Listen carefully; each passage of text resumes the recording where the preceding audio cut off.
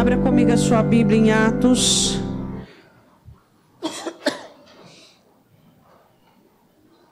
Capítulo 10, versículo 32. Estou resfriada, vou tossir, mas eu acredito que você não se importe com isso, não é mesmo? Atos, capítulo 10, versículo 32. O Senhor fala a Cornélio para ir em busca de Simão, Pedro, que estava em Simão o curtidor. O Senhor diz assim, Atos 10, 32. Envia, pois, a Jope e manda chamar Simão, que tem por sobrenome Pedro. Este está hospedado em casa de Simão, o curtidor, junto do mar. E ele, vindo, te falará. Podemos assentar.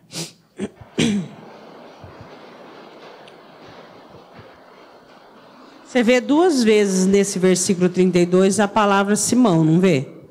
Que Simão era um nome muito comum na época. Derivado de Simeão. Simeão foi o segundo filho de Lia. Lia teve o primeiro filho. Em Gênesis 29, ela diz assim, meu primeiro filho vai se chamar Rubem. Eu recebi do Senhor um homem. Aí o segundo filho, ela diz, Simeão, o Senhor tem visto e ouvido a minha oração, que eu sou desprezada. Então, alguns dizem que Simeão significa famoso. Outros dizem que Simeão significa que Deus ouve. Aí, conforme o passar do tempo, foi existindo derivados, né? E Simeão foi adotado como Simão. Então, havia muito Simão na época, né? Esse nome era um nome muito comum. E eu quero falar hoje sobre sobrenome, sobre codinome e agora sim, sobre sobrenome. O Senhor diz assim, vai buscar por Simão, que tem o sobrenome Pedro. Quem deu o nome Pedro para Simão?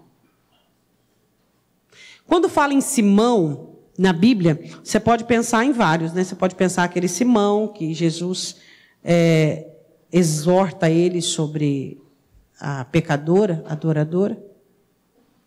Você lembra sobre esse Simão, curtidor?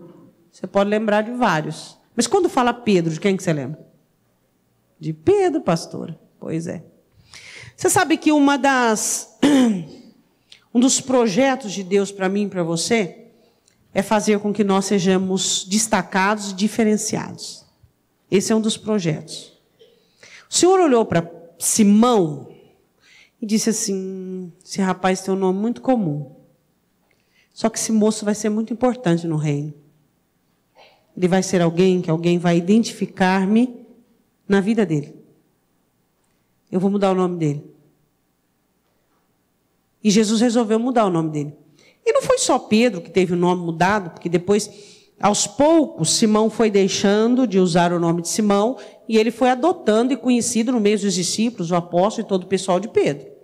Então ele foi mesmo que abandonando o nome de Simão e Deus também mudou o nome de vários. Um exemplo foi Jacó. Tu serás Israel. A nação de Israel hoje é conhecida pelo nome que Deus deu a Jacó. Nós temos o nome de Abraão, que era Abrão, depois se tornou Abraão. Quem mais? Isso, Sarai, Sara e muitos outros. A questão é o seguinte, o que Jesus quis fazer ao mudar o nome de Pedro? Vamos ver de quem que Simão recebe o nome de Simão. Marcos 1,16. Eu e você recebemos um nome do pai e da mãe, não é verdade? Vai lá comigo em Marcos 1,16. Pedro havia recebido esse nome do pai dele, Simão. O nome do pai dele era Jonas. E muitas vezes Simão, filho de Barjonas, né? Marcos capítulo 1, versículo 16. Aqui ainda referido apenas como Simão, não como Simão Pedro. Quando eu e você nascemos, antigamente não tinha ultrassom, né? Então, eles escolhiam o nome tanto de menina quanto de menino, provavelmente, né? Aí outros escolhiam o nome, muitos quando nascia. Nascia, via que era e escolhia o nome, né? Hoje não, tem ultrassom, tem tal, o pessoal prepara, vê o significado de nome, né? Quer saber que nome está pondo no filho, tá? Toda essa história aí, né?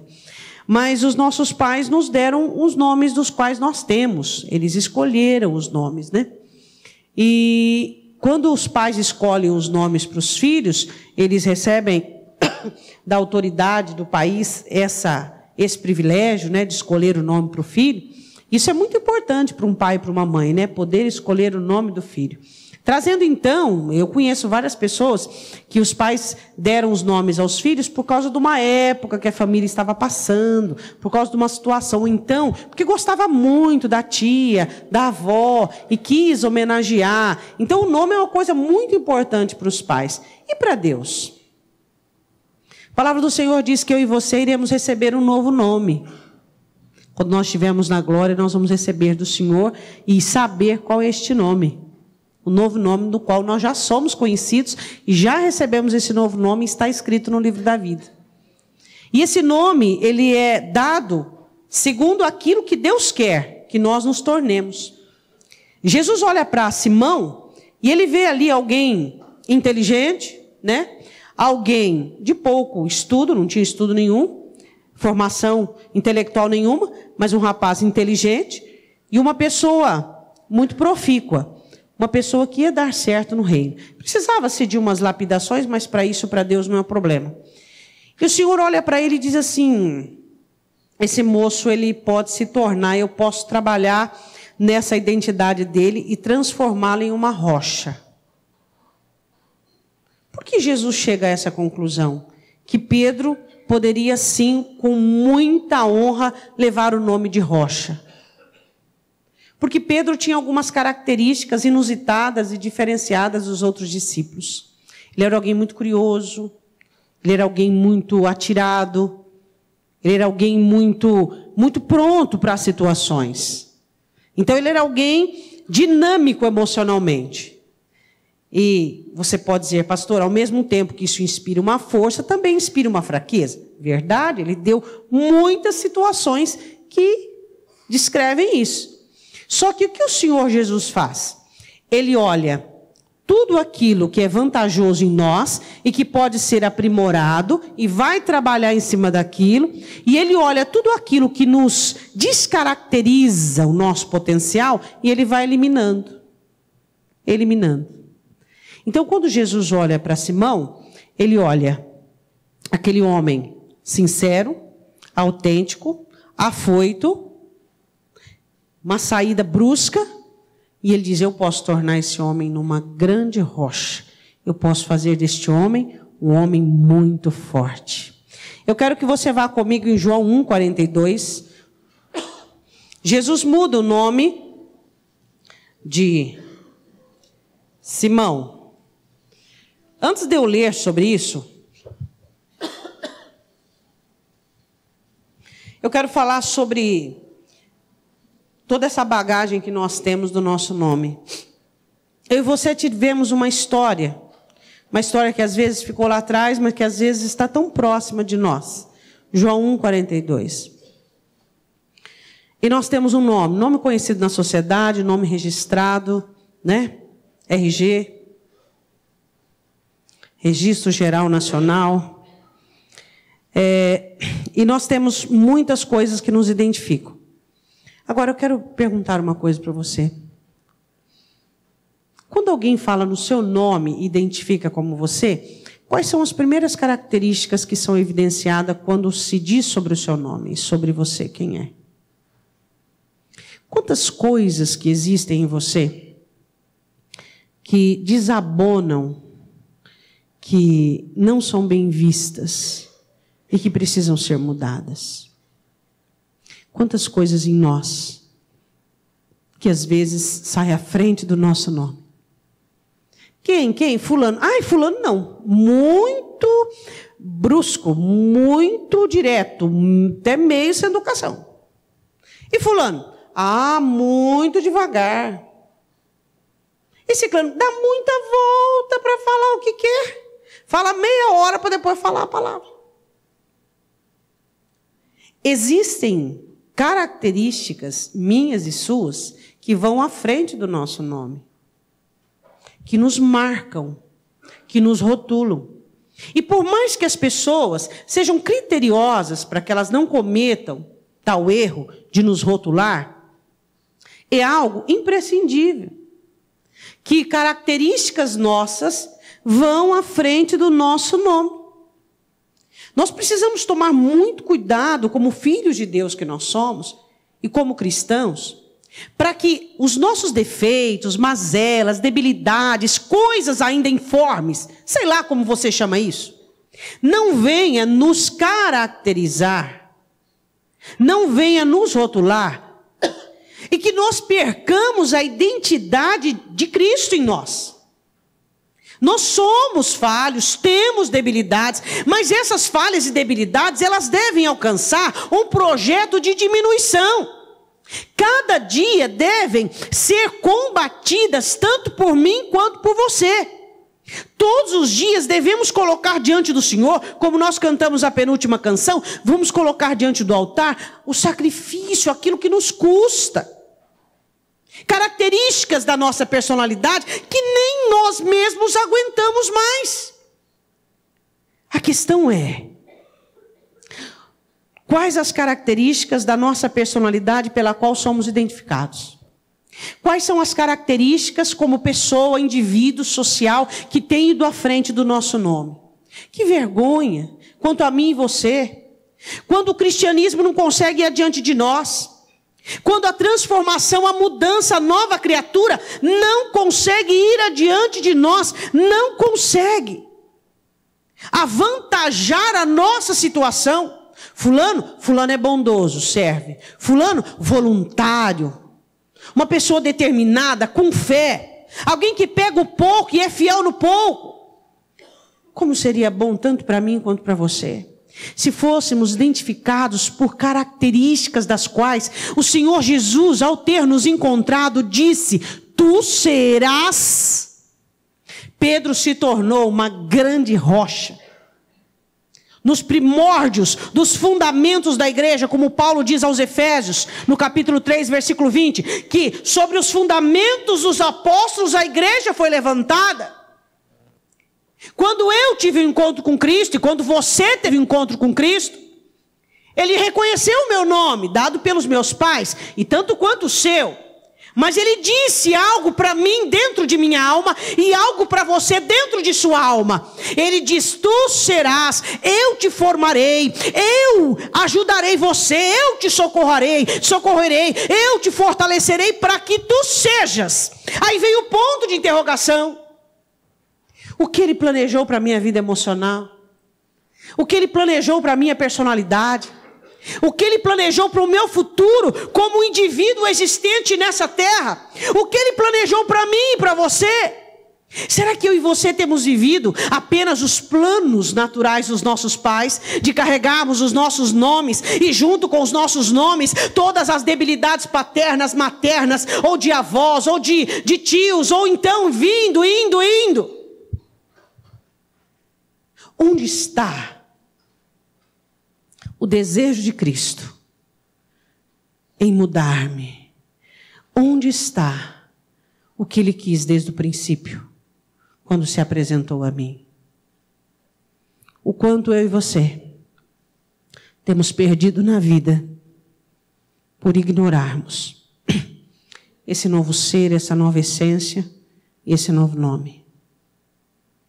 O quanto eu tenho vivido do nome recebido por pais e o quanto eu tenho vivido do nome recebido pelo Pai da eternidade, pelo Príncipe da paz. A Bíblia diz assim em João, capítulo 1, versículo 42. E levou-o a Jesus, André, e olhando Jesus para ele disse: tu és Simão, filho de Jonas. Sabia tudo sobre ele. Tudo. Toda a trajetória já era conhecida. Quando Jesus me chamou e chamou você, Ele sabia tudo sobre nós. Todas as falhas que tivemos e que vamos ter. Toda a deficiência, toda a debilidade. E Ele resolveu nos assumir. Só que o projeto dele é o novo nome. Ele conhecia-nos com todas as nossas debilidades. Assumiu-nos. Nos converteu da maneira que nós estávamos, com o projeto de nos tornarmos totalmente diferentes daquilo que nós éramos. Tu és Simão, filho de Jonas. Tu serás chamado Cefas, que em aramaico quer dizer Pedro. Cefas é uma tradução de Pedro em aramaico. Paulo chamava quase nunca chamou Pedro de Pedro, chamava de Cefas. Tu serás chamado Pedro. Esse foi o nome do qual Jesus quis dar a Pedro e quis mudar o nome dele. Aí eu fico pensando. Pedro deu muito trabalho para chegar a ser Pedro, mas chegou a ser Pedro, chegou a ser Rocha. Às vezes nós damos muito trabalho para chegarmos onde quer que Ele quer que cheguemos, mas nós conseguimos chegar lá. Diga glória a Deus. Pedro não recebeu apenas um nome, um sobrenome. Ele recebeu codinomes. Dentro de algumas situações, o que são codinomes? Aquilo pelo qual uma situação nos destaca. Por exemplo, nós temos alguns codinomes aqui na igreja.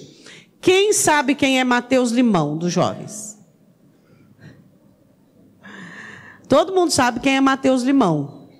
Por quê? Porque num acampamento pediram um limão e nós estávamos numa vigília e ele foi de gatão e conseguiu o limão. Então, Mateus Limão, está lá atrás, o marido da Pâmela.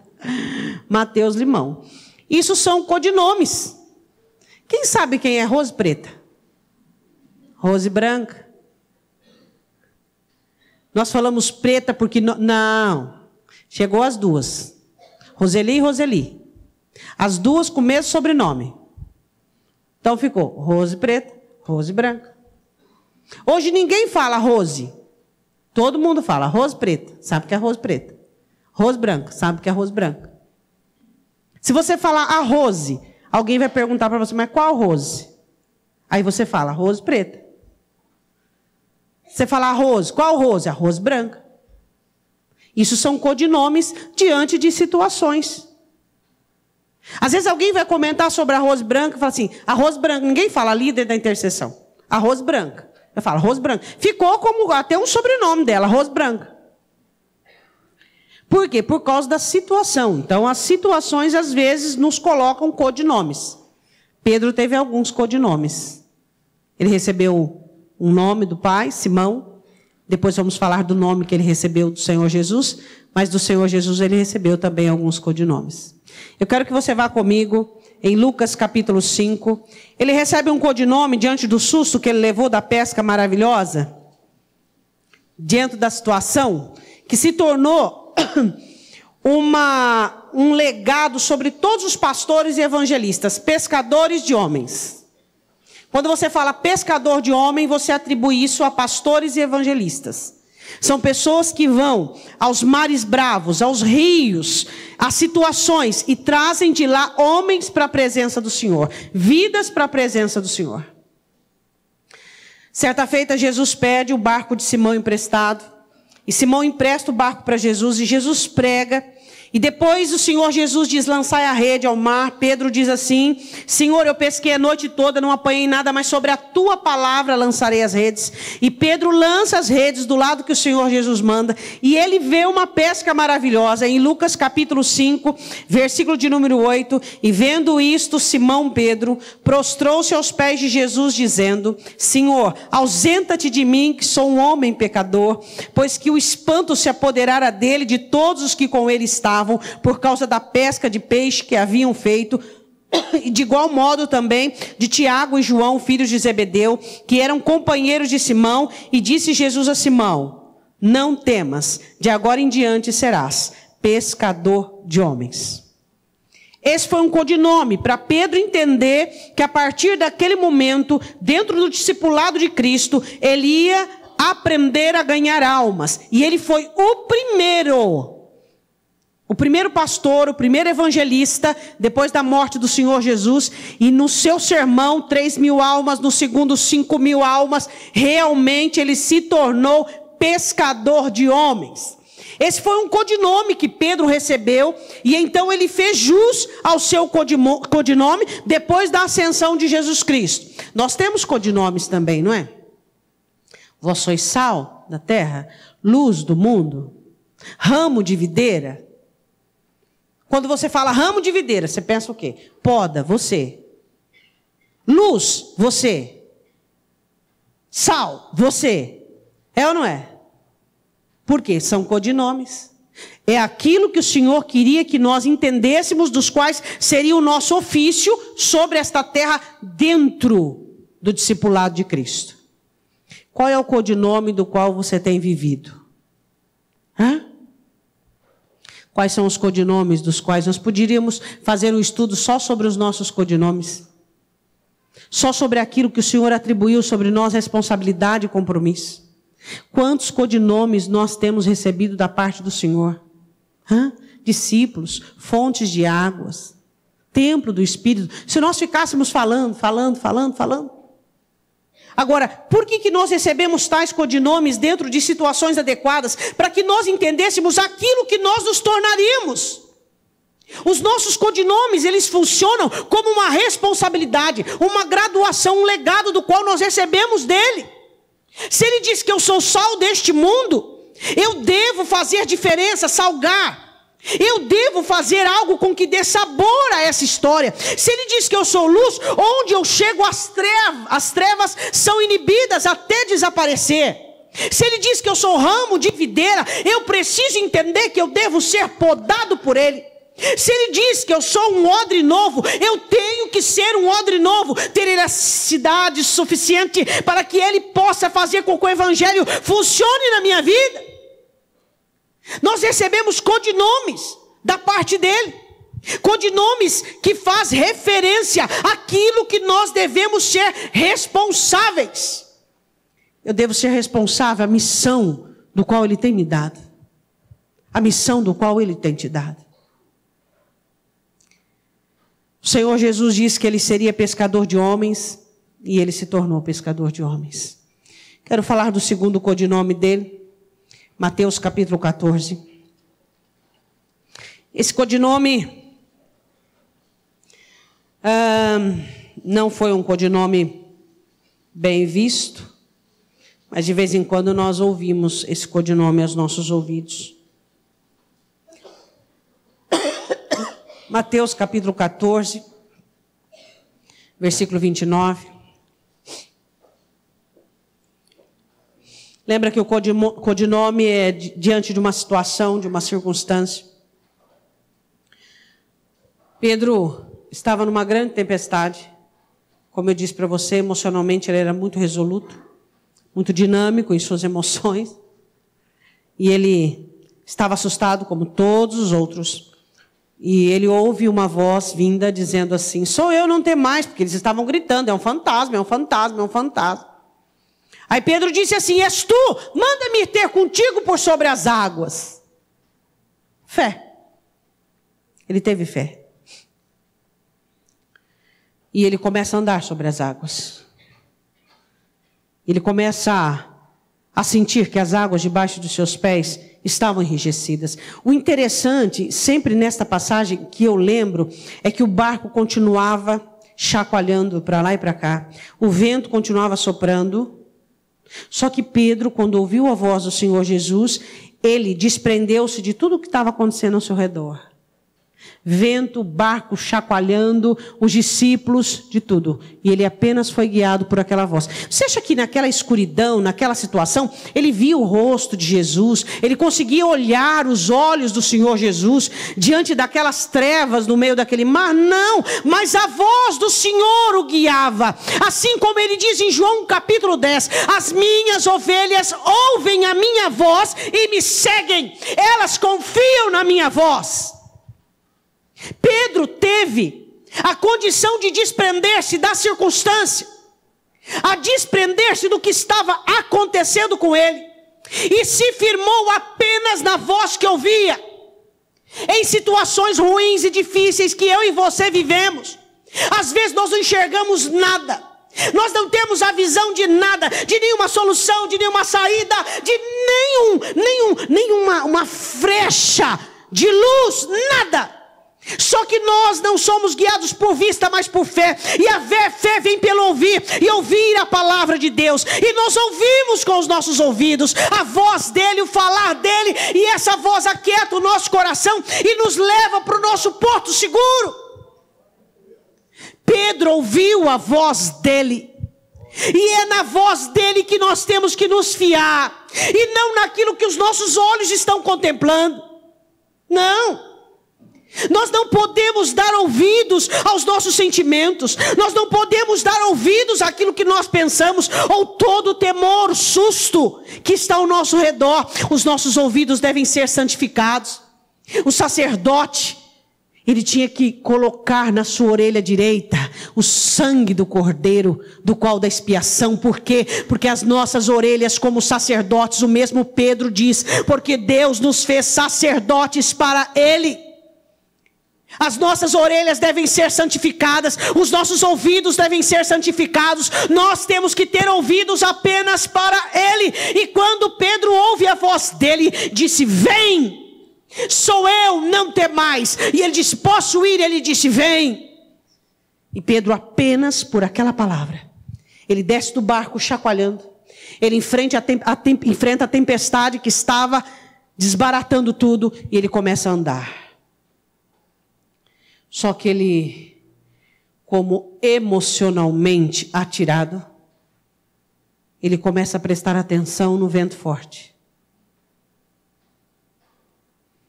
E o vento forte começa a impressioná-lo. Ele é maravilhoso, ele é terrível.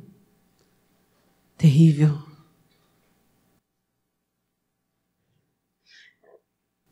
A importância de você ter uma cautela onde só Ele pode te impressionar. Todos os dias a sua alma deve ser alimentada com pensamentos impressionantes sobre Ele, com sentimentos impressionantes sobre Ele. Ele é impressionante. Ele me impressionou. Ele te impressionou, mas Ele continua a nos impressionar. Por exemplo, você olha e diz: como podes me amar tanto? Como podes ter tanta misericórdia de mim? Como podes me querer tanto? Como podes alguém tão perfeito amar alguém que dá tanto trabalho para ser formado?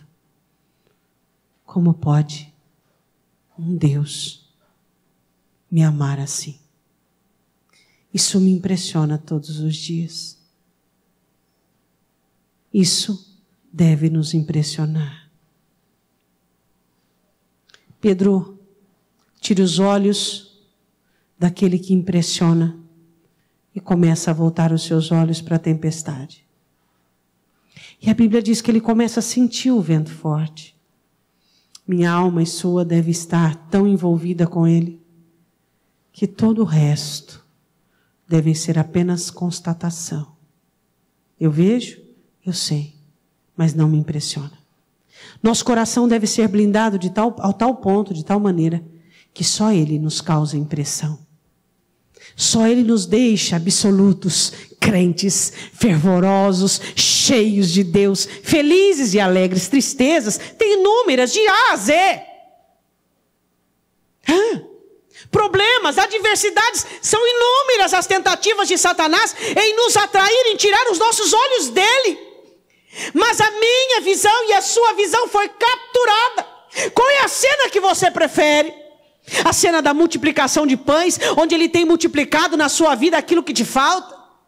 Qual é a sua cena preferida? Qual é a parte da história que te impressiona neste momento?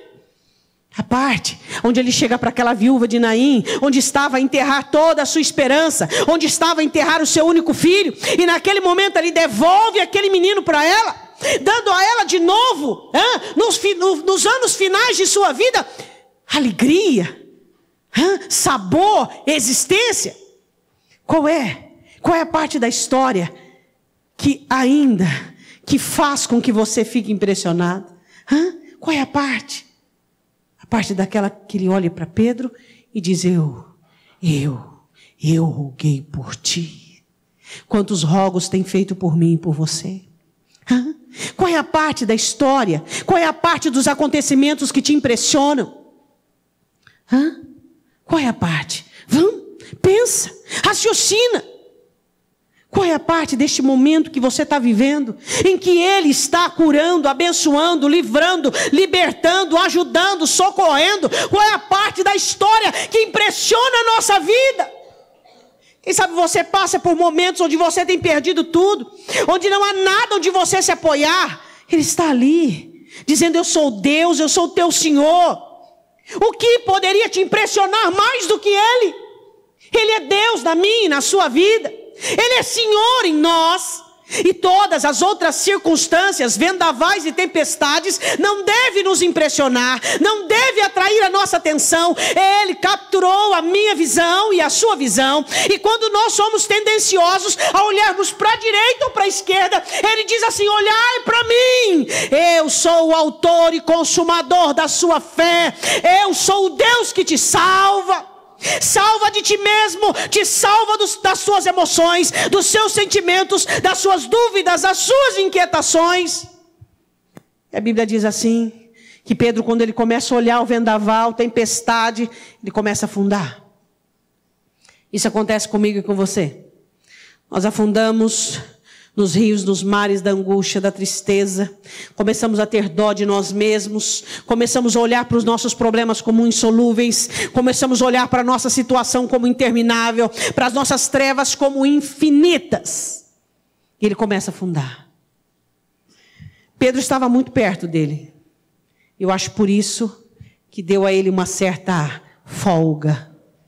Cheguei. Eu não cheguei ainda. Você não chegou ainda.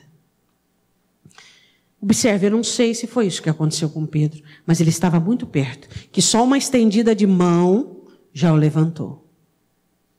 Mas se foi isso que aconteceu com ele, se na hora que ele estava tão perto de Cristo, ele recebeu aquele conforto, aquele refrigério, ele recebeu aquela situação gostosa, perigosa, ele recebeu aquela alegria de feito terminado, de ato concluso. E então ele, igual adrenalina, você tá. Passou, o corpo sente. Agora, qual de nós podemos descansar ao ponto de observarmos as circunstâncias mais, de contemplarmos as dores, de nos envolvermos com os acontecimentos mais do que envolvermos com Ele? Quem de nós? Quem de nós? Quem de nós estamos seguros ao ponto de não vigiarmos, de não olharmos, analisarmos o que eu estou fazendo, o que eu estou pensando? Será que até onde eu cheguei me dá o privilégio de eu me esquecer que é Ele quem me mantém de pé, que me segura, que me abençoa, que me socorre, que me ajuda? Quem de nós podemos estar confortáveis o suficiente para darmos uma olhadela à direita ou à esquerda? Quem de nós somos loucos o suficiente para tirarmos os olhos dele e observarmos o que está acontecendo conosco? Quem de nós? Será que eu já cheguei? Será que eu já estou pronto? Será que eu estou numa situação tão confortável onde eu posso dar a minha atenção aos meus problemas, dar o meu coração ao meu sofrimento, dar a minha mente aos meus pensamentos? Será que eu posso? Será que um dia eu vou poder? Nunca, enquanto eu estiver presa a este corpo, enquanto eu estiver detida a essa carne. A minha vigilância, o meu cuidado, o meu discernimento, a minha visão deve ser capturada por Ele, porque é nele, por Ele e com Ele que eu conseguirei chegar até o final. E como Paulo diz, poder guardar a minha fé, terminar a minha carreira. Eu não tenho férias, você não tem férias. Não existe alcance, não existe bênçãos, não existe o que pode nos deixar em condições de tirarmos os olhos dele, para que experimentemos esse naufrágio da fé. Minha fé não pode naufragar, a sua fé não pode naufragar, por isso os nossos olhos devem estar fitos nele. A Bíblia diz que ele afunda. Então ele recebe um codinome. Homem de pouca fé. Claro que os discípulos não rotulou, como alguns de nós fazemos, rotulamos o irmão que cai. O irmão já caiu faz 20 anos, aquele irmão lá caiu, adulterou. O outro, não. A Bíblia diz assim, em Mateus capítulo 14, versículo de número 31. Logo Jesus, estendendo a mão, segurou e disse: homem de pouca fé, por que duvidaste? Pedro duvidou. Naquele momento. Quero falar sobre outro codinome. Esse é pior ainda. Mateus 16.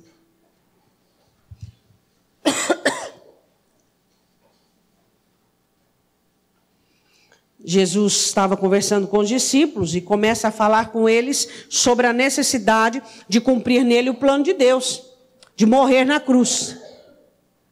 Pedro havia recebido um elogio, que um pouquinho adiante eu quero comentar com vocês, sobre a revelação que ele havia tido.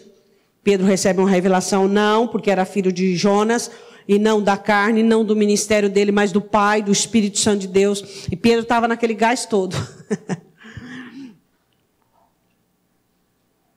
Que nunca falte na sua vida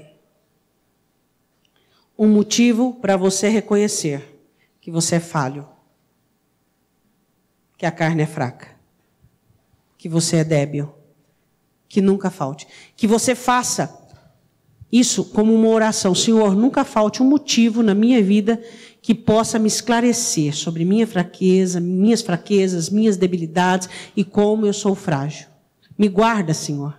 Guarda-me. Guarda-me.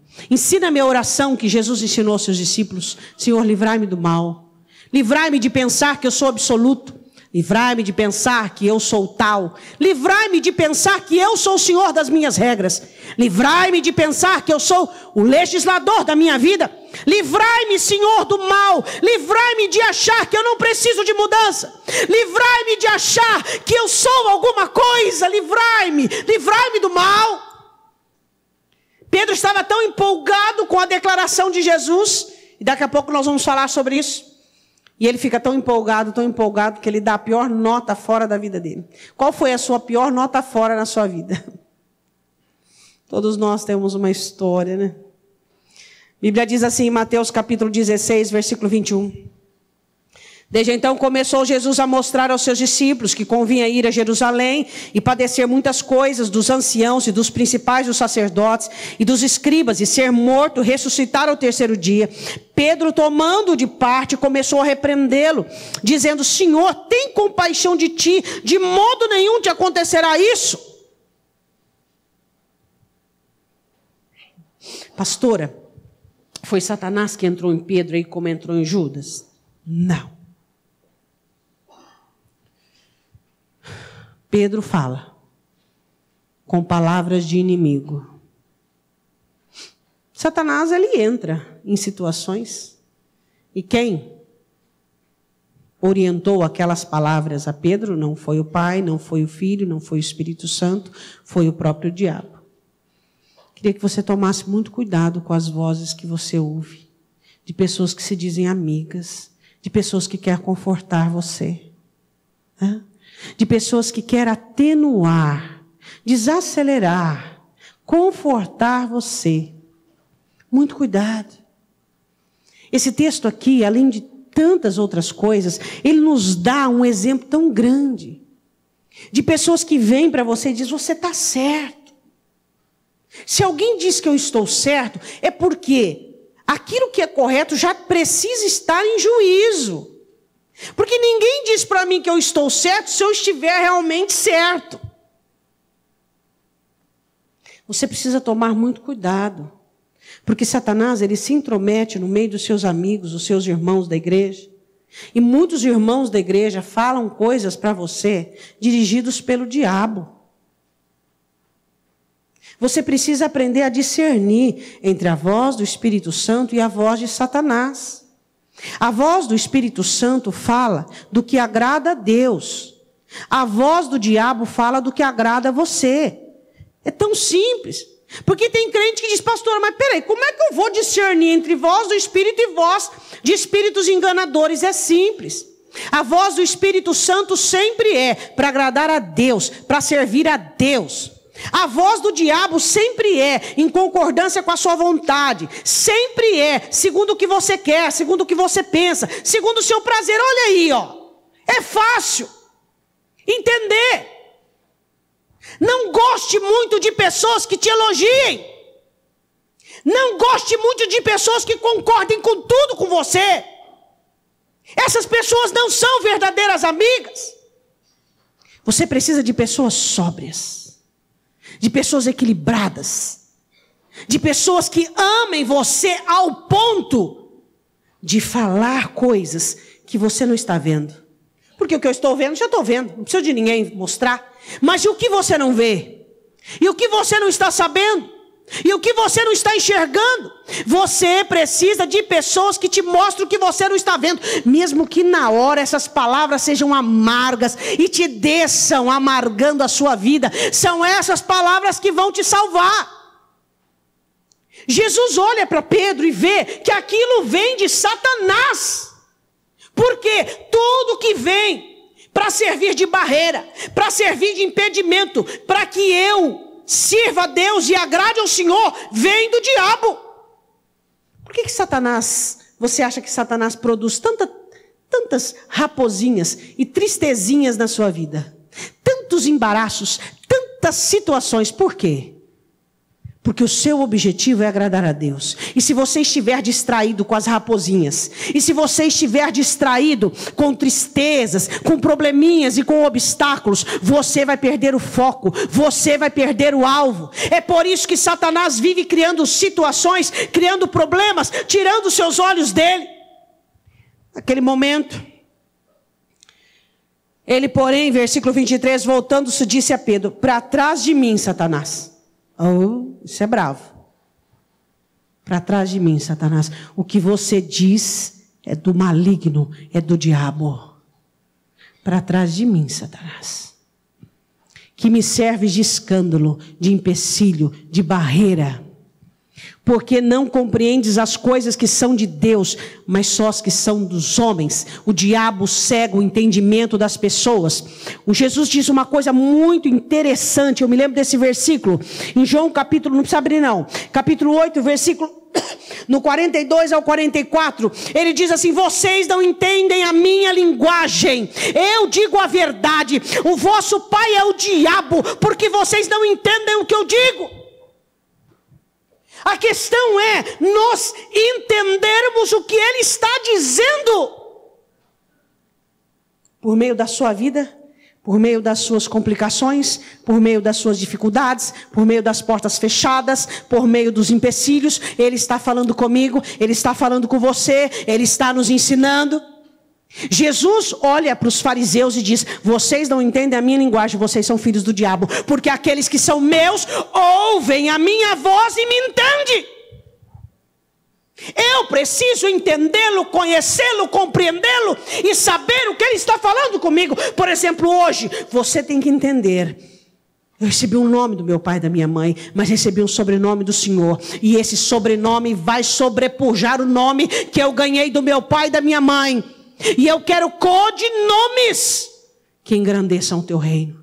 Codinomes que trazem o meu propósito no teu reino. Não codinomes que falam da minha pouca fé. Não codinomes que falam da minha incompreensão quanto à tua palavra.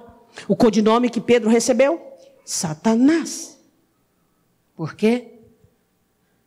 Porque você não entende as coisas que são de Deus. Você só entende as coisas que são dos homens. As coisas que são dos homens, qualquer pessoa entende. O natural, as que são de Deus. Deus abre os olhos do nosso entendimento para que nós entendamos o que Ele quer com o quê. O porquê eu e você, o porquê nós, qual é a função deste problema, qual é a função deste vale, deste deserto, qual é a função deste peso, dessa situação, o que Ele quer que nós aprendamos. Aí Jesus diz assim para eles: Disse Jesus aos seus discípulos: se alguém quiser vir após mim, renuncia-se a si mesmo, tome a sua cruz e siga-me. Porque ele estava ensinando Pedro que sem isso não tinha condições. Quero que você vá comigo, Lucas capítulo 22. Toda vez que o Senhor Jesus falava e chamava Pedro de Simão, em primeiro lugar, ele estava falando da humanidade bem acentuada de Pedro. Toda vez que Jesus chamava Pedro de Simão, Simão, Simão, Jesus estava falando da humanidade dele, que iria acentuar, da velha criatura, das coisas que foram. Queria perguntar, o Senhor Jesus te chama mais pelo nome que teu pai e tua mãe te deu, ou pelo nome que ele te deu? Toda vez que Jesus chamava Pedro de Simão, Jesus estava lembrando Pedro do seu passado, de onde ele vinha, seu pai, sua mãe, sua personalidade desequilibrada. E nesse ponto aqui, Lucas 22, 31, disse também o Senhor: Simão, Simão, você será fraco, você não será uma rocha, você será frágil. Você será só Simão, um homem sem coragem de me confessar, um homem sem coragem, um homem cheio de medo e cheio de temor. Sua humanidade, sua personalidade estará a todo vapor. Será que eu tenho ouvido os avisos do Senhor quando Ele diz para mim e para você e nos chama pelo nosso nome? Não pelo novo, mas por aquele que nós chegamos ao Evangelho. O que o meu nome significava quando eu cheguei ao Evangelho? O que o seu nome significava, você sabe? Eu sei o meu e você sabe o seu? Muitos de nós, os nossos nomes significavam irresponsáveis, aproveitadores, interesseiros, tímidos, desequilibrados. O que mais? Feridos, machucados, magoados, cobiçosos, soberbos, arrogantes, preconceituosos, ansiosos, caçadores de fortuna, mercenários, bon vivant.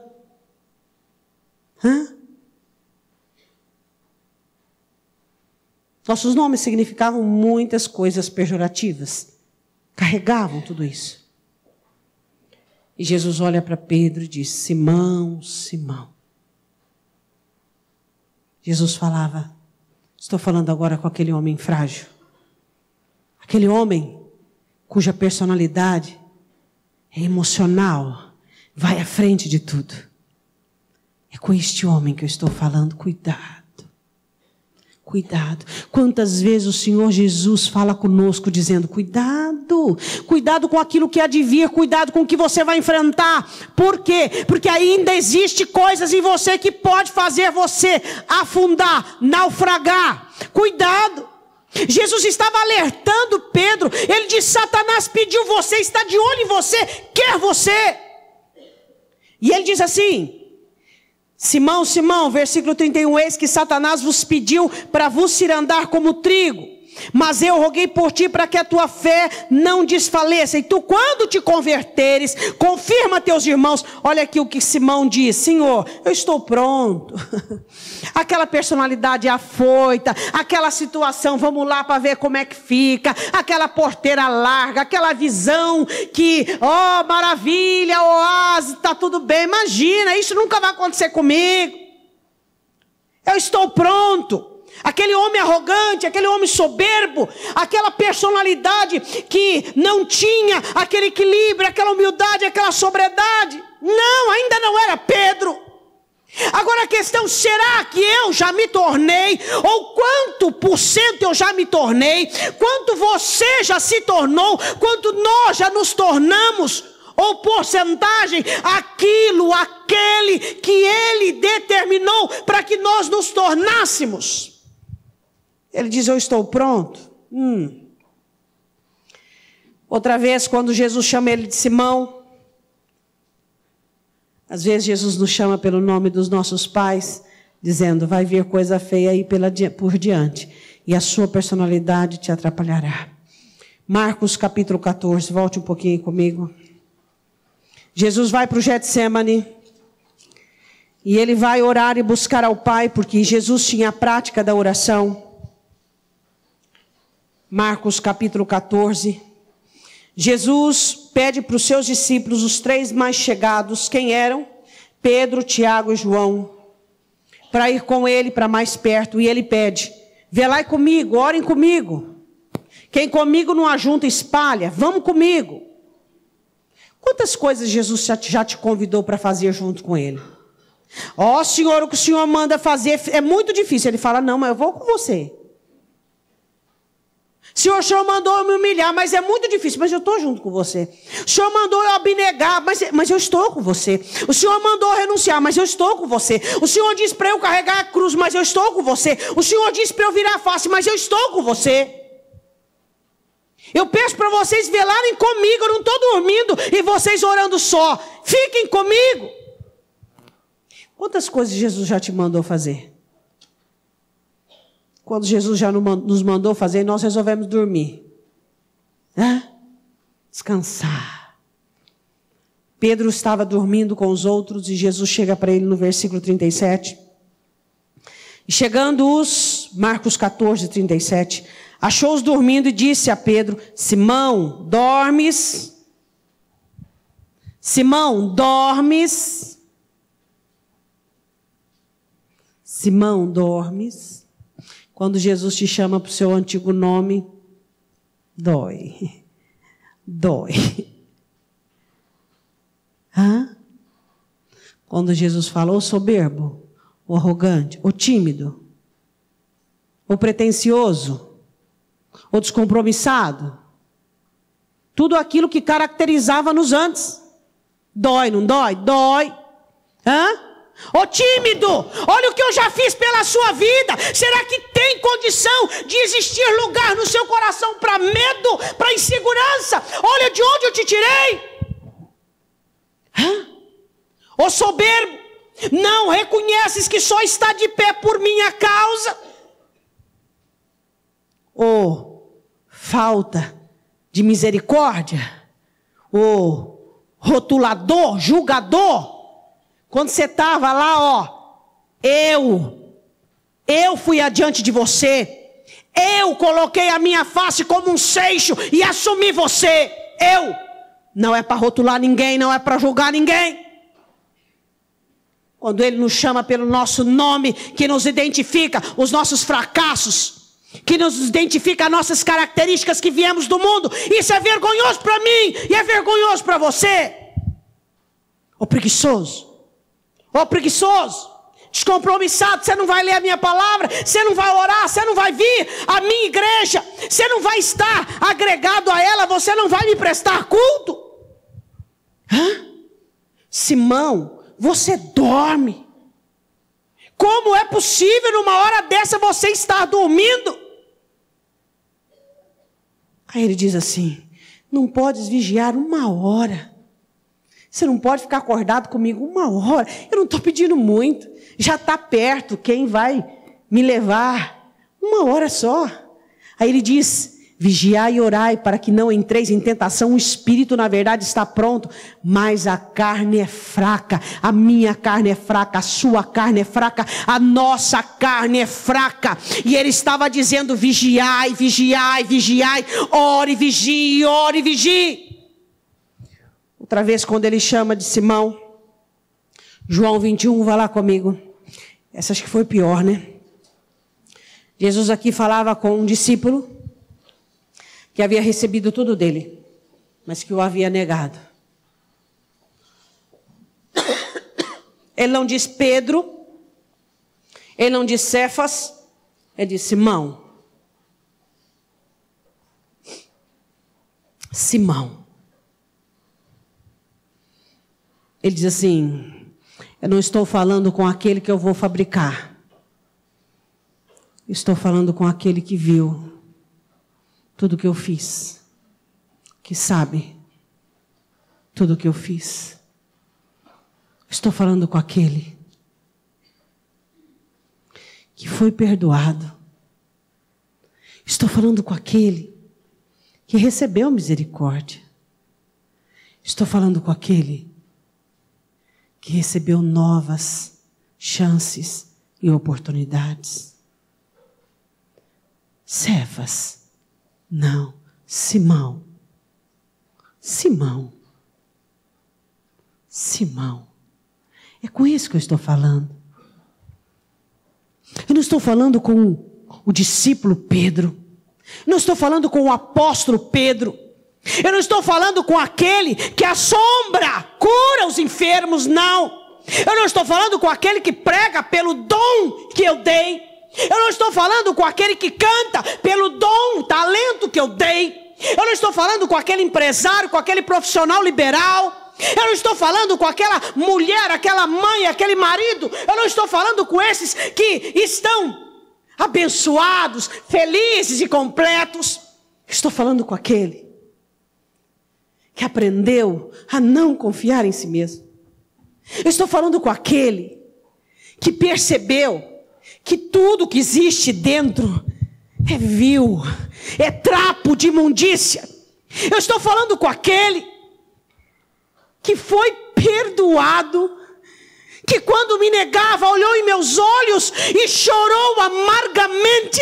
Eu estou falando com aquele que recebeu o arrependimento do Espírito, aquele que reconhece que não é digno, aquele que sabe que é por amor, aquele que sabe, aquele que conhece os meus planos. É com esse que eu estou falando.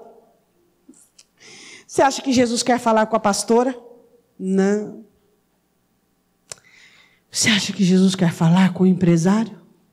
Não. Você acha que Jesus quer falar com o rico? Com o que está completo? Você acha que Jesus quer falar com o próspero? Não. Ele quer falar com aqueles que sabem quem são. Que sabe da sua origem, que sabe de onde veio, que sabe o que foi feito por ele. Ele quer falar com aqueles que todos os dias ficam maravilhados ao saber o quanto custou para que eles chegassem onde estão. Tem gente que está procurando Jesus. Procuram Jesus como ricos, afortunados, abençoados e não o encontram. Por quê? Porque ele também está à procura dos que não são, dos que não sabem, dos que não podem viver sem ele, dos que não sabem discernir entre a mão direita e a mão esquerda. E olha para ele e diz: Senhor, fala comigo. Me dirige. São esses que Jesus procura. São aqueles que dependem dele para acordar, para dormir, para levantar. Simão, eu não quero saber se o Pedro, discípulo, apóstolo, célebre. Eu não quero falar com o mártir. Eu quero falar com o homem. Eu quero falar com aquele que sabe o que eu fiz. Aquele que sabe de onde veio. E que sem mim vai voltar para um lugar pior. Será que Jesus tem encontrado eu, você? Ou será que as nossas bênçãos e tudo aquilo que Ele tem nos oferecido nos escondeu tanto dele? Ele jamais, não mais nos encontra. Ele disse: Simão, eu quero falar com você. Eu não quero falar com Pedro agora. Não. Eu quero falar com o homem. Eu quero falar com a mulher. Eu quero falar com aquele que conhece a sua limitação, que conhece a sua fraqueza, que conhece as suas dores, que sabe quem sou eu no dia a dia. Não quero falar com aquele que canta bem. Não quero falar com aquele que prega bem. Eu não quero falar com o bom, eu não quero falar com o absoluto. Eu quero falar com o humilde, com aquele que sabe todos os dias e ora que eu sou Deus. Essa foi uma das últimas conversas que Jesus teve com Pedro. Mas ele o chamou de Simão. Porque ele não o perdoava, não. Porque o que me faz servi-lo, o que me faz ser fiel a Ele, não são os dons, nem a prosperidade, nem a bênção, mas um amor de um ser humano que foi salvo da condenação do pecado. Ele não pergunta: Pedro, rocha, fortaleza, você me ama? Não, não. Ele pergunta ao fraco, ao débil. Não há o meu dom que me ensina a ser fiel, não, longe disso. Mas é o meu reconhecimento diário da minha humanidade, das minhas debilidades, de quem eu era, de onde Ele me tirou. É isso que me constrange diariamente. É isso que não permite de maneira alguma que incertezas, dúvidas, murmurações venham ventilar os meus pensamentos que são dele, a minha alma que é dele. Dom não me faz fiel. Talento, bênçãos, prosperidade. Porque senão Israel no deserto seria o povo mais fiel da terra. O que me faz fiel é aqui saber que eu sou gente, sou ser humano, tenho falhas, debilidades, necessidades e dores. E Ele me quer.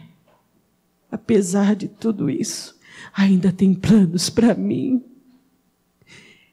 Isso é fidelidade. É aí que nasce a fidelidade. Por que é tão comum você ver pessoas abençoadas, mas infiéis? É tão comum você ver pessoas prosperando, recebendo coisas grandiosas dele, mas cada vez mais abençoado, cada vez mais distante, cada vez mais infiel, cada vez mais duro, porque a fidelidade não nasce nas bênçãos, ela nasce na nossa humanidade. Ao reconhecermos o que Ele fez, o que Ele faz. Eu tinha um nome, e Ele me deu um sobrenome, que tem que ir adiante, preceder o meu nome. E assim é com você. Simão, tu me amas? Eu te amo, Senhor. Simão, tu me amas? Eu te amo, Senhor. Ali não falava o Pedro, a rocha, falava o homem. Ali falava aquele arrependido por ter negado a Ele. Ali falava aquele que lembrava de cada momento, de cada exortação. Ali lembrava aquele arrependido, aquele contrito, aquele endividado, até o último momento de sua vida.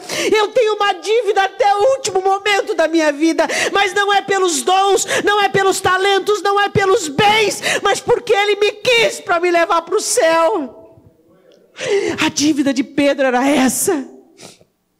Você acha que naquele momento ele estava pensando que ele seria a coluna, que ele seria aquele que abriria as portas e o fundamento da igreja junto ali com os apóstolos? Não! Ele estava olhando para o seu Cristo, para o seu Salvador. E quem sabe ele abaixava os olhos e olhava para as mãos.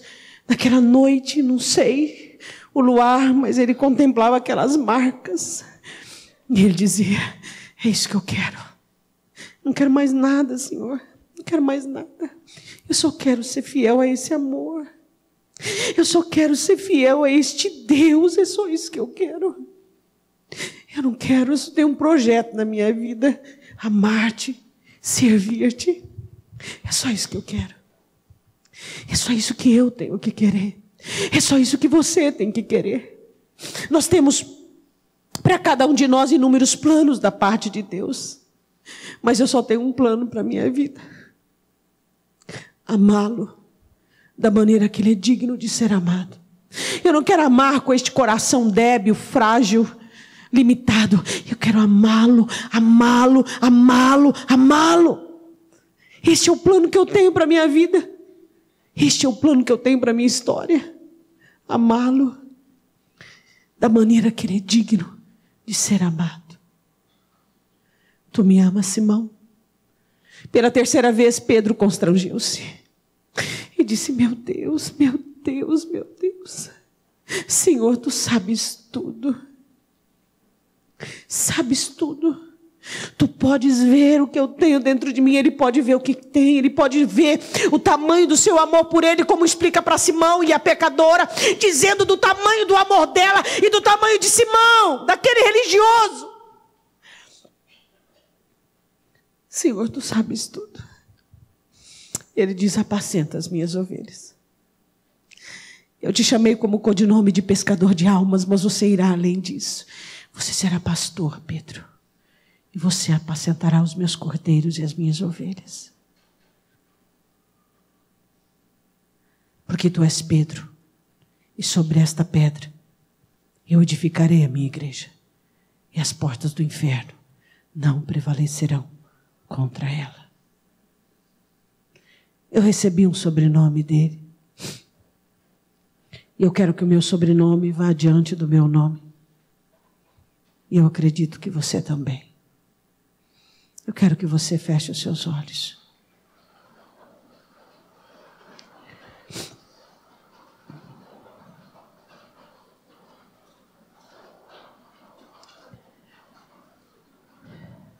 Eu e você estamos aqui nesta noite ouvindo o que ele tem a nos dizer. Ele diz para mim e para você que nós recebemos um novo nome dele. Pedro raramente é mencionado como Simão, nunca mais. A não ser em sua segunda epístola, que ele diz Simão, Pedro, ele mesmo se identifica. Mas Pedro foi chamado como Pedro. Eu quero o nome que o Senhor me deu. E você precisa clamar pelo nome, novo nome que Ele te deu. Esse novo nome está escrito no livro da vida. E esse nome traz características que Ele quer formar em você. Ele já está trabalhando nisso desde o dia da sua conversão.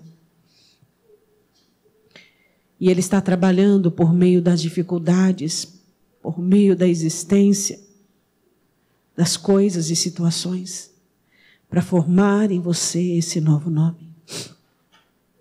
Satanás quer que nós vivenciemos os nomes dos quais recebemos antigamente, que traduzia a herança que recebemos dos nossos pais. Mas Jesus quer que eu e você despertemos nesta noite para o nosso novo nome. Eu quero que você, assentado em seu lugar, faça uma oração. Peça ao Senhor: Senhor, eu confesso que tenho desprezado o meu novo nome. Tenho dado muito mais credibilidade àquilo que eu fui, da maneira que eu vim. As características da minha personalidade, elas precisam se submeter ao teu evangelho, Senhor, até que tudo que é nocivo à minha alma pereça, desapareça. Senhor, por favor, olha para mim e vê aquilo que eu trago, Deus, da minha criação, toda herança que eu tenho dentro de mim, Deus, que está condicionado ao que eu vivi, Pai, em nome de Jesus. Eu preciso receber do alto. Eu preciso fazer jus ao meu novo nome, Senhor. Ao meu novo nome. Que o meu novo nome possa estar acima de qualquer memória, lembrança de quem eu fui. Eu não posso mais viver, meu Senhor, não posso mais da maneira que eu era. Diga ao Senhor. Diga ao Senhor. Hoje o Senhor nos chama pelo nosso nome humano. E Ele diz, tu me amas? Tu me amas? Reconhece o que eu tenho feito por você, reconhece de onde eu te tirei, reconhece os recursos, o livramento, a provisão, reconheces? Então por que ainda duvidas de mim? Porque a ansiedade tende a dominar seu coração, porque o seu ego fala mais alto, o seu desespero domina sua alma. Por quê? Por quê? Diga ao Senhor. Diga ao Senhor, diga ao Senhor, diga ao Senhor.